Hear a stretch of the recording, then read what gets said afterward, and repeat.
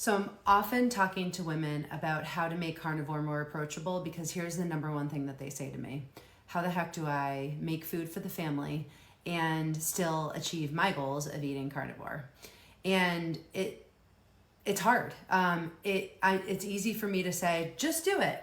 But I want to give you real solid advice about it. So what you want to do is think about the fact that everybody has the same base of a meal.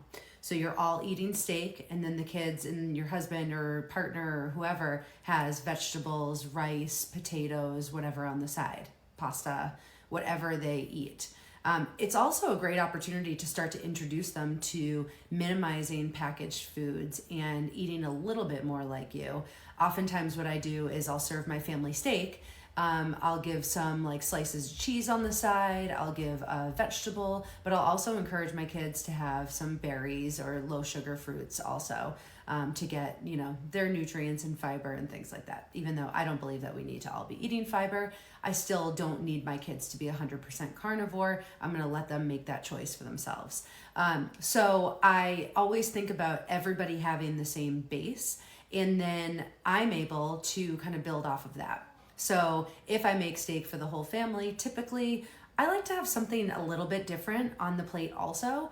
So I'll give myself a couple pickles, or I'll have a cucumber on the side. I know it's not 100% carnivore, but I'll have a cucumber on the side with a little tahini on it. I'll have a little pat of butter or some really delicious slices of cheese. Maybe I'll put an egg or a hard-boiled egg on the side. So I'll always kind of build everybody's meals off of one base. Same thing goes for when we're having chicken wings or something like that. Maybe we're all having a ground chicken bowl or a ground turkey or beef bowl. I'm always going to choose the red meat with a lot of fat. If I don't have a lot of fat in it, I'm going to add butter. I'm going to make sure that the fat content goes up really high. But everybody's having the same base. So if we do one of those bowls, everybody has like a beef bowl. And then my kids will get some salsa on top. Maybe we'll do some rice. My husband is doing carnivore now, so he and I will have just a bigger portion of beef. Maybe we'll put an egg on top, kind of the same thing. A couple slices of bacon, some cheddar cheese, melt it all on top, maybe crumble up some pork rinds. But see, we're all eating the same sort of thing, but I'm just kind of like putting different ingredients on top. So same base, different sides.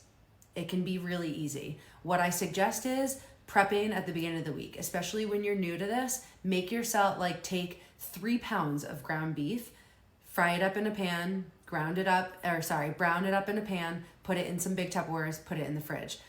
Take 1 or 2 dozen eggs, make a bunch of hard-boiled eggs, put them in the fridge. I always like to take 3 to 4 packets of bacon, cook it in the oven so it's super simple, flip it part way, and then put all that in the fridge. So I've got all of those things in the fridge. So in the morning when I'm going to make myself eggs, I typically don't eat until lunch, but if I'm going to make my husband his eggs, and then I'm going to make the kids their egg sandwich. So I already have the bacon made. All I have to do is fry up an egg real quick, and then I make them a bagel and I put their sandwich together. Super simple. So I don't ever feel like I'm going out of my way to make my meal or to make their meals. We've kind of got everything all set up, and it feels easy. Now, I've had a lot of practice with this, but I just feel like if you really kind of think about making everyone's base of the meal the same and working from there, it can make it a little bit more simpler in your brain so that when you're putting things together, it doesn't feel so overwhelming. I hope that helps.